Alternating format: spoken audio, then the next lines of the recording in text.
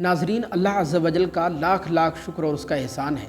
کہ ایک سال گزرنے کے بعد ایک بار پھر ہم سب کو رحمت و بخشش، نجات و مغفرت کا مہینہ یعنی رمضان المبارک کا ماہ مبارک عطا کیا جا رہا ہے، تاکہ اس ماہ مبارک میں ہم سب مل کر اللہ عز و جل کی عبادت و ریاضت کریں اور اپنے پروردگار کو راضی کرنے کی کوشش کریں اور اپنے لیے مغفرت و بخشش کا سامان پیدا کریں۔ دیکھیں، پچھلے سال رمضان المبارک کے مہینے میں ہمارے کتنے عزیز و اقارب، کتنے دوست و احباب، کتنے بزرگ جو ہمارے پاس موجود تھے، لیکن اس سال وہ کہیں بھی نظر نہیں آ رہے۔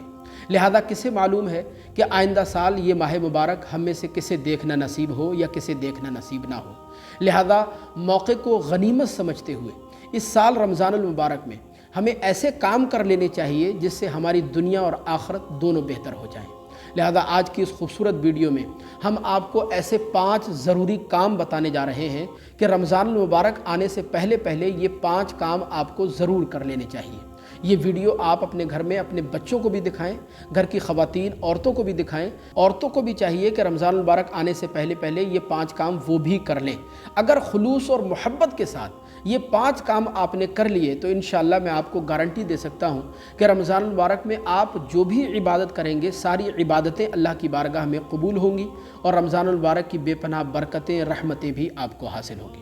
تو اب آپ کو کرنا کیا ہے، یہ بڑی دھیان سے سننے والی بات ہے۔ دیکھیں، رمضان آنے سے پہلے سب سے پہلا کام تو آپ کو یہ کرنا ہے کہ رمضان آنے سے پہلے آپ کو اپنے آپ کو ذہنی طور پر، فکری طور پر رمضان المبارک کے لیے تیار کرنا ہے۔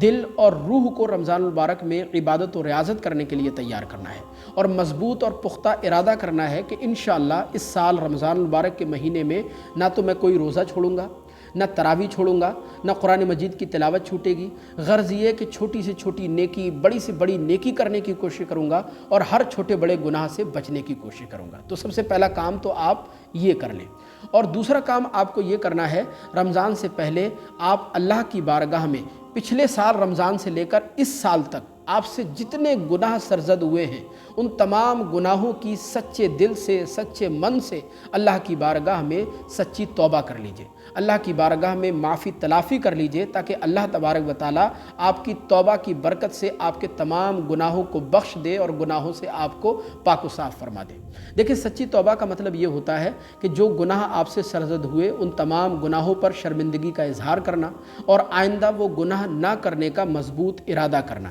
جب یہ نیت انسان کی ہو جاتی ہے تو یہی سچی توبہ کہلاتی ہے۔ اللہ تبارک و تعالیٰ قرآن عظیم میں ارشاد فرماتا ہے، جس کا مفہوم یہ ہے، اللہ فرماتا ہے کہ اے محبوب، اپنے ماننے والوں سے آپ کہہ دیجئے کہ اے میرے بندو، اگر تم میں سے کوئی اپنی جانوں پر ظلم اور زیادتی کر لے تو وہ اللہ کی بارگاہ سے مایوس نہ ہو، اللہ تبارک و تعالیٰ تمہارے تمام گناہوں کو بخش دے گا، معاف فرما دے گا، اس لیے کہ وہ بڑا معاف فرمانے والا اور بڑا رحم فرمانے والا ہے۔ سبحان اللہ۔ تو دوسرا کام آپ کو رمضان آنے سے پہلے یہ ضرور کرنا ہے کہ اپنے گناہوں کی اللہ کی بارگاہ میں سچے من سے، سچے دل سے توبہ کرنی ہے۔ اور تیسرا جو بہت امپورٹنٹ کام ہے وہ رمضان آنے سے پہلے آپ یہ کریں کہ روزے کے جو ضروری مسائل ہیں وہ سیکھنے کی کوشش کریں۔ مثلا روزہ کس پر فرض ہوتا ہے، سحری اور افطار کا صحیح وقت کیا ہوتا ہے، روزہ کن باتوں سے مکروہ ہو جاتا ہے، روزہ کن کن باتوں سے ٹوٹ جاتا ہے، کن کن حالتوں میں، کن مجبوریوں کی وجہ سے روزہ چھوڑنا جائز ہے، روزہ چھوڑنے کا کوئی گناہ نہیں ہوتا ہے۔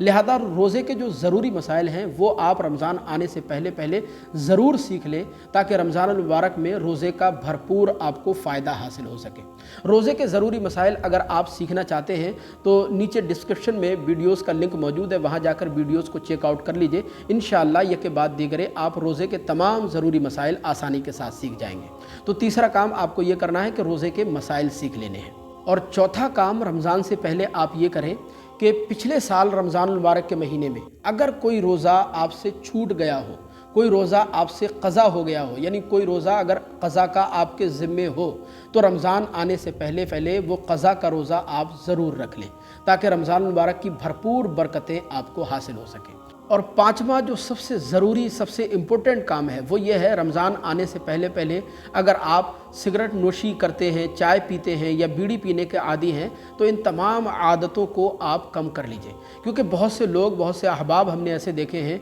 कि जिनका सिगरेट पीने के बगैर या चाय या बीड़ी पीने के बगैर 1 घंटा भी गुजारा नहीं होता है। लिहाजा ऐसी सूरत में रमज़ानुल मुबारक में सिगरेट पीने वाले या बीड़ी पीने वाले या चाय के आदी लोगों को रमज़ानुल मुबारक की पाबंदी करना, रमज़ान का रोज़ा रखना बहुत मुश्किल गुजरता है उनके लिए। लिहाजा अभी से आप सिगरेट पीने की आदत को या चाय या बीड़ी पीने की आदत को कम कर लीजिए, ताकि रमज़ानुल मुबारक में रोज़ा रखने में आपको मदद मिल सके। तो ये 5 ऐसे ज़रूरी काम हैं कि रमज़ानुल मुबारक से पहले पहले अगर इन 5 बातों पर आपने अमल कर लिया, ये 5 काम कर लिए, तो इंशाअल्लाह रमज़ानुल मुबारक की बरकतें भी आपको हासिल होंगी, रमज़ान की रहमतें भी आपको हासिल होंगी और रमज़ानुल मुबारक की सारी इबादतें भी अल्लाह तबारक व तआला अपनी बारगाह में कबूल फरमाएगा। सवाब जारिया के लिए इस क्लिप को आगे ज़रूर शेयर कीजिएगा, और अगर रोज़े के मुताल्लिक़ कोई सवाल आप पूछना चाहते हैं तो कमेंट बॉक्स में ज़रूर बताइएगा। अस्सलामु अलैकुम व रहमतुल्लाह।